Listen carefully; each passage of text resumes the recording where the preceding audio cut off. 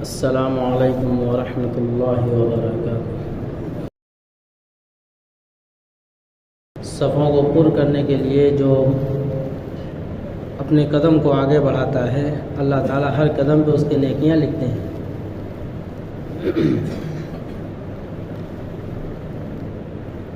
الحمد للہ وحدہ والصلاة والسلام علی من لا نبی بعدہ، اما بعد فقد قال اللہ تبارک وتعالی فی القرآن المجید والفرقان الحمید: اعوذ باللہ من الشیطان الرجیم، بسم اللہ الرحمن الرحیم۔ قد افلح من تزکى وذکر اسم ربہ فصلی۔ وقال اللہ تبارک وتعالی فی مقام آخر: قد افلح المؤمنون الذین هم فی صلاتهم خاشعون۔ وقال النبی صلی اللہ علیہ وسلم: بین العبد والکفر وترک الصلاۃ، او کما قال علیہ الصلاۃ والسلام۔ سبحانک لا علم لنا الا ما علمتنا انک انت العلیم الحکیم۔ رب اشرح لی صدری ویسر لی امری واحلل عقدۃ من لسانی یفقهوا قولی۔ اللہم صل علی سیدنا مولانا محمد وعلی آل سیدنا مولانا محمد وبارک وسلم۔ بزرگان محترم، عزیز ساتھیوں،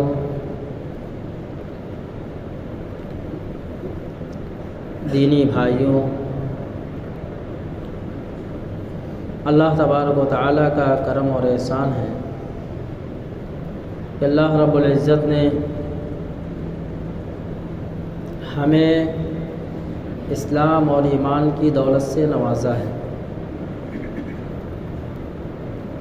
دنیا میں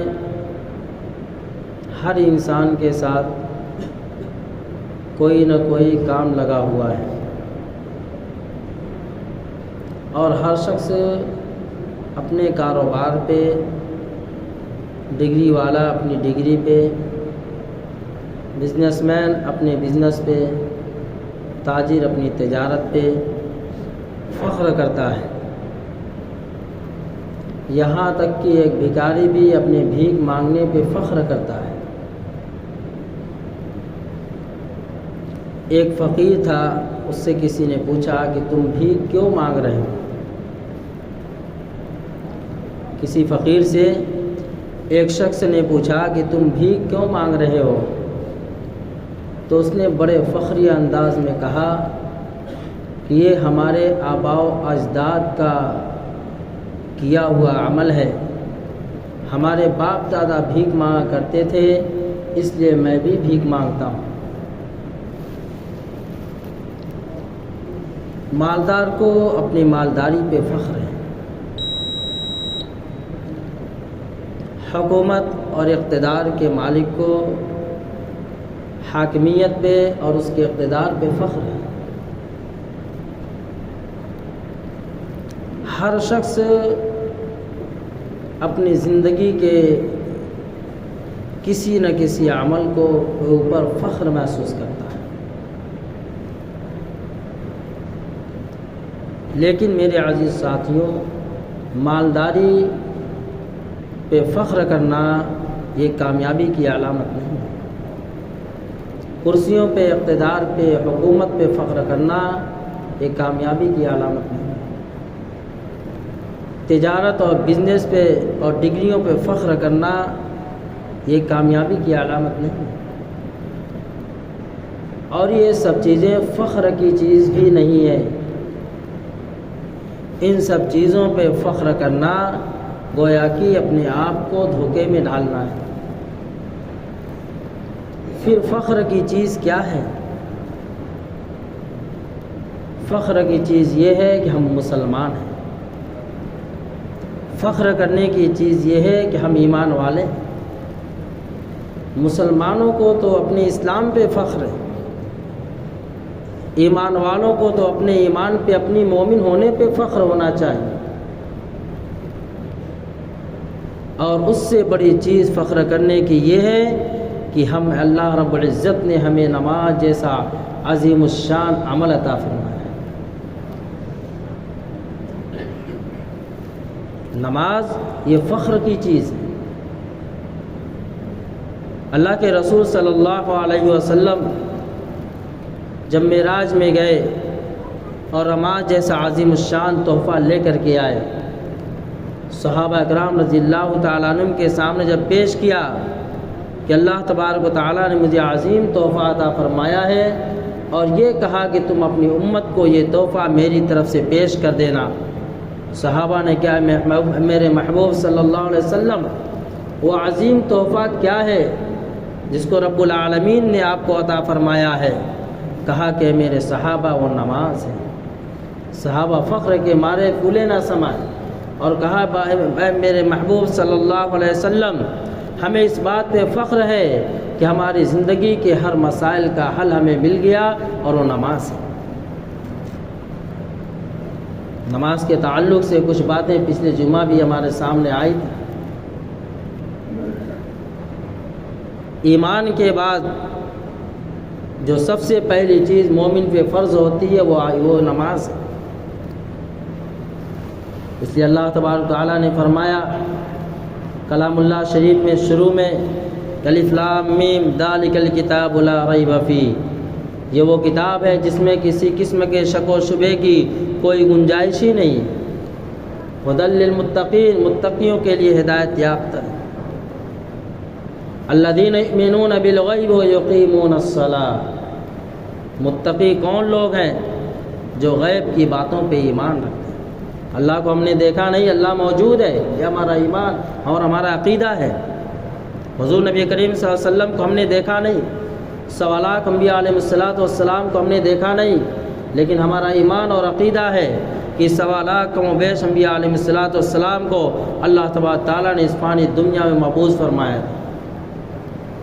کسی صحابی کو ہم نے دیکھا نہیں، ہمارا ایمان ہے کہ حضور نبی کریم صلی اللہ علیہ وسلم کی مقدس جماعت جو 1.25 لاکھ کی اعداد پہ مشتمل تھی، وہ آپ صلی اللہ علیہ وسلم کی مقدس جماعت جن کو صحابہ کہا جاتا تھا، یہ ہمارا ایمان اور عقیدہ ہے۔ جنت اور جہنم کو ہم نے نہیں دیکھا، جنت اور جہنم حق ہے، موجود ہے، یہ ہمارا ایمان اور عقیدہ ہے۔ موت کے فرشتوں کو ہم نے نہیں دیکھا، فرشتوں کو ہم نے نہیں دیکھا، لاتعداد فرشتے موجود ہیں، یہ ہمارا ایمان اور عقیدہ ہے۔ تو یہ کو فرمایا کہ ایمان بالغیب، اور ایمان اصل میں نام ہے دل کی کیفیت کا، ایمان انسان کے دل میں ہوا کرتا ہے، ایمان انسان کے دل میں ہوا کرتا ہے۔ یہ فرمایا کہ والذین یؤمنون بالغیب ویقیمون الصلاۃ، ایمان کے بعد جو سب سے پہلی چیز ایمان والوں پہ فرض ہوتی ہے، جو سب سے پہلا عمل اس کو کرنے کو کہا گیا وہ نماز ہے۔ والذین یؤمنون بالغیب ویقیمون الصلاۃ ومما رزقناہم ینفقون، اور پھر اللہ تبارک تعالیٰ کا حکم ہوتا ہے کہ جو تمہارے پاس مال موجود ہے اس کو اللہ کی راہ میں خرچ کرو۔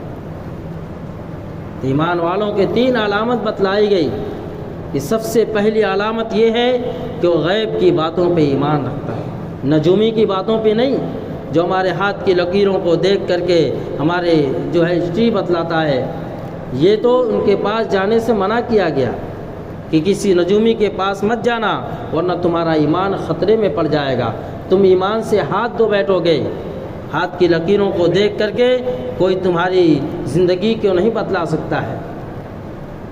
غیب پہ ایمان ان سب باتوں پہ جو جس کا ذکر کیا گیا، اور پھر فرمایا کہ نماز کو قائم کرو۔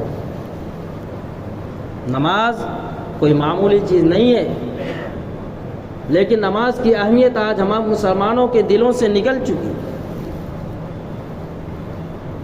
ہم نے باقی چیزوں کو تو گناہ سمجھا، شراب کا پینا، جوئے کا کھیلنا، جھوٹ بولنا، گالم گلوچ کرنا، زنا کرنا، ان سب چیزوں کو ہم نے گناہ سمجھا، یقیناً یہ سب بڑے بڑے گناہ ہیں، گناہ کبیرہ ہیں، لیکن ان سب میں سب سے بڑا گناہ، انسان کی زندگی کا سب سے بڑا گناہ وہ نماز کا چھوڑنا ہے۔ جب گناہ عام ہوتا ہے، جب گناہ عام ہوتا ہے تو اللہ تبارک و تعالیٰ کی پکڑ بھی عام ہوتی ہے۔ اور جب گناہ جو ہے ہم نے نمازوں کا چھوڑنا گناہ نہیں سمجھا، اس لیے کہ نماز چھوڑنے والوں کی تعداد زیادہ ہے پڑھنے والوں کے مقابلے۔ جب کوئی گناہ عام ہو جاتا ہے تو اس کی کراہیت، اس کی حقارت انسان کے دل سے نکل جاتی ہے۔ نماز چھوڑنا عام ہو گیا، اب نماز پڑھیں نہ پڑھیں اس سے کوئی مطلب نہیں، نماز کا پڑھنا ہم نے سرسری سمجھ لیا، جبکہ اللہ کے رسول صلی اللہ علیہ وسلم نے فرمایا بین العبد والکفر ترک الصلاۃ، کہ اسلام کے اور کفر کے درمیان جو چیز آڑ ہے وہ نماز کا چھوڑنا ہے۔ اس حدیث سے ہم نے کیا سمجھا؟ میں نے اپنی زبان سے پڑھا الفاظ اور آپ نے سن لیا، ذرا اس کے حدیث کے الفاظ پہ غور کریں کہ سید الانبیاء صلی اللہ علیہ وسلم جن کے صدقے میں اللہ تبارک تعالیٰ نے کائنات کے ذرے ذرے کو پیدا فرمایا، جس کے بارے میں خود اللہ تبارک تعالیٰ فرماتے ہیں کہ اگر مجھے خاتم النبیین حضرت محمد الرسول اللہ صلی اللہ علیہ وسلم کو پیدا نہ کرنا ہوتا تو کائنات کی کسی چیز کو نہ پیدا کرتا، کیا زمین، کیا آسمان، کیا چاند سورج ستارے، کیا جنت جہنم، کیا فرشتوں کی تعداد اور کیا باقی انبیاء علیہ الصلوۃ والسلام، اللہ تعالیٰ فرماتا ہے کسی چیز کو نہ پیدا کرتا۔ اگر اللہ نے دنیا کو وجود بخشا ہے، اللہ نے کائنات کا وجود بخشا ہے، وہ سید الانبیاء صلی اللہ علیہ وسلم کے صدقے میں بخشا ہے۔ ذرا ہم سوچیں، ہم کس نبی کی امت میں اللہ رب العزت نے ہمیں پیدا فرمایا، جس نبی کی شفاعت کے بغیر کوئی نبی بھی جنت میں نہیں جا سکتا ہے۔ اس نبی کی زبان رسالت سے نکلے ہوئے الفاظ کہ تمہارے اسلام اور کفر کے درمیان جو چیز آڑ بنی ہوئی وہ نماز ہے، وہ نماز کا چھوڑنا ہے۔ پتہ کیا چلا کہ کافر بھی نماز نہیں پڑھتا، اگر ہم نے نماز نہیں پڑھا تو ہم نے بھی کفر والا عمل کیا ہے۔ ایک یہودی نماز نہیں پڑھتا، ایک عیسائی نماز نہیں پڑھتا، ایک مجوسی نماز نہیں پڑھتا، ہم نے بھی، ہم مسلمان ہو کے اگر ہم نے نماز کو چھوڑا گویا کہ ہم نے اس کفر والا، اس یہودیت، عیسائیت اور مجوسیت والا عمل ہم نے کیا۔ ہم نے نماز کو کیا سمجھا؟ فرمایا نماز، جن کی زندگیوں میں نماز نہیں ہوتی، ہمارے دیکھنے میں تو مالدار نظر آتا ہے، ہمارے دیکھنے میں تو ایسا نظر آتا ہے کہ اتنی سکھ چین کی زندگی گزار رہا ہے، لیکن فرمایا ایسے سکھ پہ، ایسے چین پہ اللہ کی لعنت برستی ہے جس کو جو نماز چھوڑ کر کے حاصل کیا جائے۔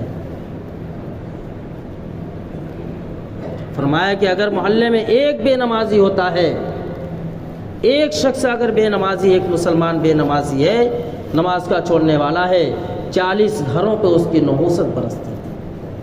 آج پورا گھر نماز سے کھا، فجر میں پورا گھر سویا ہوا ہے، پورے محلے کے خاص لوگ کوئی نماز پڑھتا ہے۔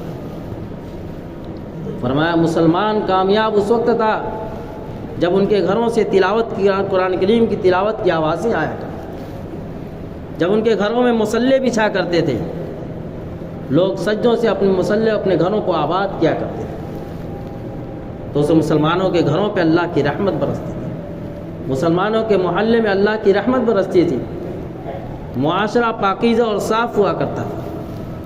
فرمایا جس محلے میں بے نمازی ہوتا ہے، پورے اس کی نحوست پورے معاشرے کو گندا کر دیتی۔ نماز کا چھوڑنا ہماری ماں بہنوں کو بے حیائی کے راستے پہ لا کے کھڑا کر دیتا۔ ہم نے نماز کو کیا سمجھا؟ جو شخص نماز نہیں پڑھتا اس کے جھوٹ بولنے میں کوئی تردد نہیں، کوئی بعید نہیں ہے کہ جب اس کی موت کا وقت آئے گا شیطان اس کے پاس ٹھنڈے پانی کا پیالہ لائے گا اور کہے گا کہ دیکھ تو کلمہ مت پڑھ، میں تجھے ٹھنڈے پانی کا پیالہ پلاؤں گا۔ دنیا میں نماز نہیں پڑھتا تھا، سجدہ نہیں کرتا تھا، اللہ کا انکاری تھا وہ، اب اس کی زبان پہ کلمہ نہیں آئے گا۔ لاکھ لوگ اس کے کان میں کلمے کی تلقین کرتے رہے، کیوں؟ اس لیے کہ روزانہ 24 گھنٹے 5 وقت اللہ کا منادی پکارتا کہ حی علی الصلاح، حی علی الصلاح، آؤ نماز کو، آؤ نماز کو، حی علی الفلاح، حی علی الفلاح، آؤ کامیابی کی طرف۔ قرآن میں اللہ تبارک تعالیٰ نے فرمایا قد افلح المؤمنون، وہ مومن کامیاب ہو گئے، الذین هم فی صلاتهم خاشعون، جس نے اپنی نمازوں میں خشوع و خضوع اختیار کیا، یعنی جس نے نماز کو قائم کیا ہے، جس نے نماز کو قائم کیا ہے۔ امیر موحد عمر ابن خطاب رضی اللہ تعالیٰ عنہ کسی ملک کا کسی کو گورنر بنا کر بھیجتے تو اس کو سب سے اوپر لیٹر پہ یہ لکھواتے تھے کہ اس سے کہو کہ تم اپنی نماز کی فکر کرنا، رعایا کی فکروں کے ساتھ ساتھ نماز کی فکر کرنا، اور کہتے تھے کہ میں کسی کی نماز کو دیکھتا ہوں تو میں اس کی نماز سے پہچان لیتا ہوں کہ اس کی زندگی کے باقی اعمال کیسے ہیں۔ میرے عزیز ساتھیوں، آج ہم اپنی اولاد سے پریشان ہیں کہ اولاد ہماری نافرمان ہے، کیوں ہے؟ اس لیے کہ سب سے پہلے ہم نے اللہ کی نافرمانی کی ہے کہ نماز کو چھوڑ کر کے۔ جب ہم نے اللہ کی نافرمانی کی، اللہ نے ہمیں رزق دیا، اللہ نے ہمیں رہنے کے لیے مکانات دیے، سطر کو چھپانے کے لیے کپڑا دیا، دل کو بہلانے کے لیے بیوی اور بچے دیے، سفر کرنے کے لیے سواریوں کا انتظام کیا، طرح طرح کی غذائیں اللہ رب العزت نے ہمیں عطا فرمائی، اس کے باوجود ہم نے اللہ کے سامنے سجدہ کرنے سے منہ پھیرا، اللہ نے ہماری بیوی کو، ہماری اولاد کو ہمارا نافرمان بنا دیا۔ ہم پریشان حال یوں ہی نہیں ہیں، ہم نے نماز چھوڑ کر کے اللہ کی ناراضگی کو مول لیا ہے۔ اس لیے فرمایا اللہ کی ناراضگی کا سب سے پہلا سبب یہی ہے کہ بندہ نماز کو چھوڑتا ہے، روزانہ اللہ کا منادی پکارتا ہے، جس کے دل میں ایمان کی ذرہ برابر چنگاری ہوگی، اللہ کے منادی کی آواز اس کے کان میں جائے گی، اس کا دل تو ضرور کہے گا کہ نماز کا وقت ہو گیا ہے، لیکن یہی اس کے لیے کافی ہے کہ تو سارے کام کو چھوڑ، اب اللہ کے گھر میں جا اور سجدہ ریز ہو جا۔ جب وہ نہیں آتا ہے اللہ تعالیٰ اب اس سے توفیق کو چھین لیتے ہیں۔ اللہ کی ذات بڑی غیور ہے۔ جب دنیا والوں کا یہ معاملہ ہے کہ کوئی مہمان ہمارے گھر پہ آئے اور ہم نے اس کی عزت و خاطر مدارات نہیں کی تو دوبارہ ہمارے گھر کی چوکھٹ دیکھنا گوارا نہیں کرے گا، اور دوسروں کو ہی منع کرے گا کہ دیکھو اس کے گھر پہ مت جانا، وہ مہمانوں کا اکرام نہیں کرتا ہے، وہ مہمانوں کا اکرام نہیں کرتا ہے۔ میرے ساتھیوں، اللہ تبارک تعالیٰ کی طرف سے نیک خواہشات کا پیدا ہونا، اللہ کی طرف سے مہمان کا آنا ہے۔ اگر ہم نے ان نیک خواہشات پہ اللہ کے منادی کی آواز پہ لبیک کہا تب تو ہمیں نماز کی توفیق ہوگی، اگر ہم نے اللہ کی آواز کو ہم نے ٹھکرا دیا اللہ تبارک تعالیٰ نماز کی توفیق کو چھین لیں گے، پھر چاہ کر کے بھی ہم سجدہ نہیں کر سکتے۔ اسی لیے تو جب بچہ پیدا ہوتا ہے تو سب سے پہلے اس کے کان میں، داہنے کان میں اذان، بائیں کان میں اقامت دی جاتی ہے، اس کو یہ بتلایا جاتا ہے کہ دیکھ تو دنیا میں آیا ہے، سب سے پہلا فریضہ جو تیرے اوپر عائد ہوگا ایمان کے بعد وہ نماز ہوگی۔ روزہ کب فرض ہوگا؟ جب بچہ بالغ ہوگا۔ زکوٰۃ کب فرض ہوگی؟ جب صاحب مال ہوگا۔ حج کب فرض ہوگا؟ جب وہاں تک جانے کی استطاعت رکھے۔ لیکن نماز کے بارے میں جہاں اللہ رب العزت نے بار بار قرآن کریم میں فرمایا اقیم الصلاۃ، 70 سے زیادہ مقامات پہ صراحتاً اللہ نے فرمایا اقیم الصلاۃ، اقیم الصلاۃ، نماز قائم کرو، نماز کو قائم کرو۔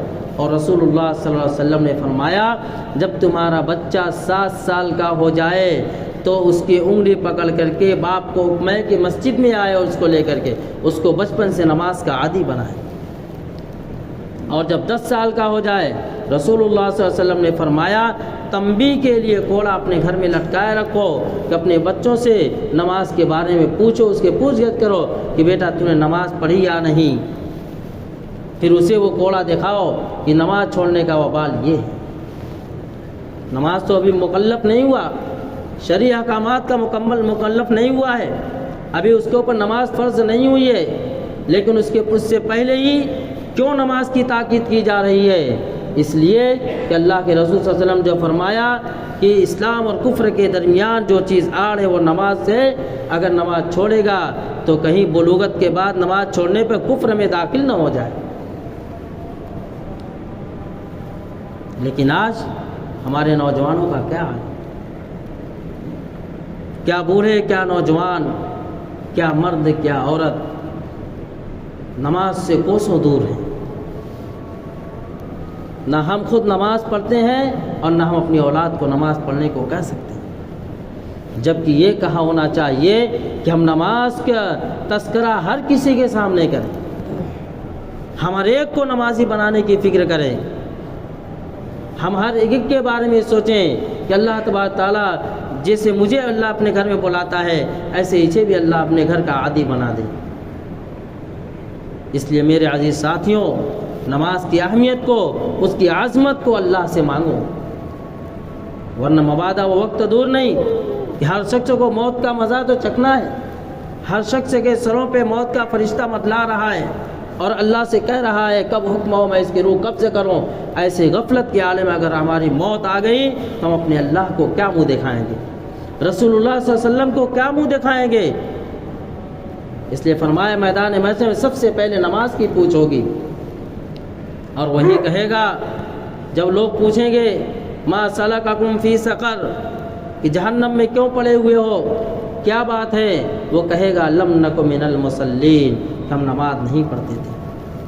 اس لیے میرے عزیز ساتھیوں، نمازوں کی پابندی کرو، اپنے گھروں میں اپنے بچوں کو نمازوں کا عادی بناؤ، یہ نمازوں کو سرسری نہ سمجھو. ہم یہ سمجھے اس لیے اللہ نے فرمایا جس نے ایک وقت کی نماز چھوڑا تو اس کے گھر والے، اس کے قبیلے کنبے، اس کا خاندان، اس کا مال، اس کا سب کچھ لٹ گیا، وہ ختم ہو گیا، برباد ہو گیا. صحابہ نے رسول اللہ نماز چھٹی سب باقی ہے، فلاں نماز نہیں پڑھتا سب باقی ہے.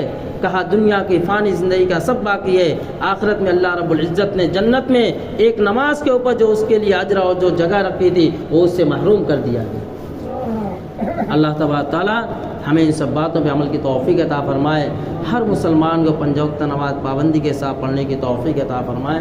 وآخر دعوانا الحمد للہ رب العالمین.